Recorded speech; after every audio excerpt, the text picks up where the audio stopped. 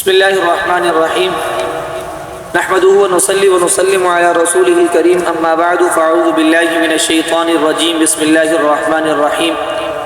میرے عزیز دوستوں، نبی علیہ السلام کا ارشاد ہے، بخاری کی روایت ہے کہ آپ علیہ السلام نے فرمایا لا يحل لأحد ان يهجر اخاه فوق ثلاث ومن حجر فوق ثلاث فمن مات دخل النار، کہ کسی آدمی کے لیے یہ بات جائز نہیں ہے کہ وہ اپنے مسلمان بھائی سے 3 دن یا اس سے زیادہ ناراضگی رکھے۔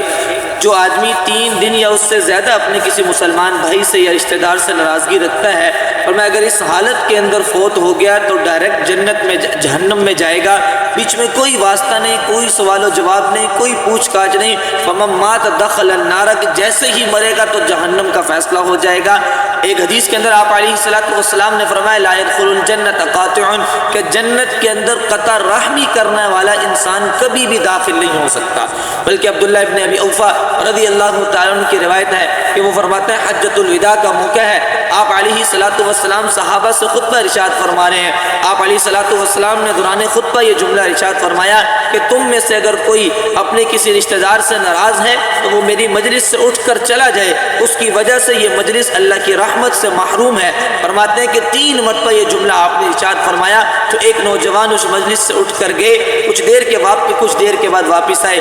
آپ علیہ السلام نے ان سے پوچھا کہ کہاں گئے تھے؟ فرمایا یا رسول اللہ آپ نے یہ ارشاد فرمایا تھا اور مجھے پتا چلا کہ میری خالہ جان مجھ سے ناراض تھی، میں اٹھ کر گیا اور اپنی خالہ جان کو میں نے معذرت کی، ان کو میں نے راضی کیا، انہوں نے مجھے دعا دی، میں نے ان کو دعا دی، اس کے بعد آ کر آپ کی مجلس کے اندر بیٹھ گیا۔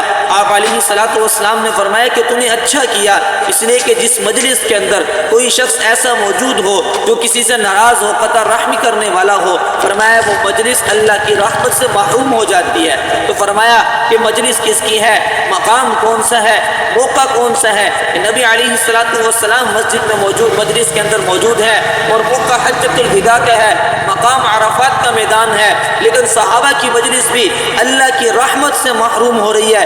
وجہ کیا ہے؟ اس مجلس کے اندر قطع رحمی کرنے والا موجود ہے۔ تو میرے عزیزوں، یہ قطع رحمی، ناراضگی، اپنے رشتہ داروں سے لا تعلقی، یہ بہت بڑا گناہ ہے، گناہ کبیرہ ہے، اور یہ ایسا زہر قاتل میرے معاشرے کے لیے بن چکا ہے کہ آج معاشرے کے اندر اس گناہ کو گناہ ہی نہیں سمجھا جا رہا۔ آج بھائی سے 13-14 سال ہو گئے ناراض ہیں، آج بہن بھائی کی کئی سالوں سے ناراضگیاں چل رہی ہیں، چچا کے گھر چچا کا اور بھتیجے کا گھر ساتھ ہے، لیکن کئی سالوں سے ساتھ والے گھر میں جانا بند ہے۔ کیوں جی؟ فلاں موقع پر یہ مسئلہ ہوا۔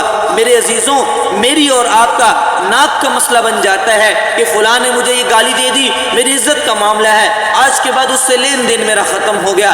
میرے عزیز دوستوں، میری اور آپ کی عزت کیا ہے؟ میری اور آپ کی ناک کی کیا حیثیت ہے؟